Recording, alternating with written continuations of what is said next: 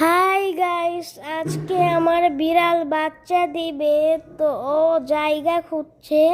আমি 2-3 জায়গায় ওকে ঘর ঠিক করে দিয়েছি। এখন ওর যেখানে পছন্দ ও সেইখানে যাবে।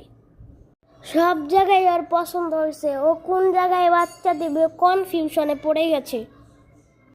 গাইস, এই দেখেন আমার বিড়াল 4টা বাচ্চা দিছে। এত কিউট, মাশাল্লাহ মাশাল্লাহ।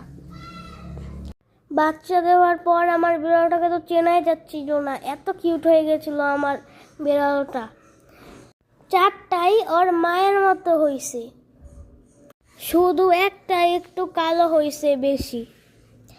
আমার বিড়াল বাচ্চা দিলে সময়টা অনেক ভালো কাটে, আমি ওদের সাথে খেলতে পারি মজা করে।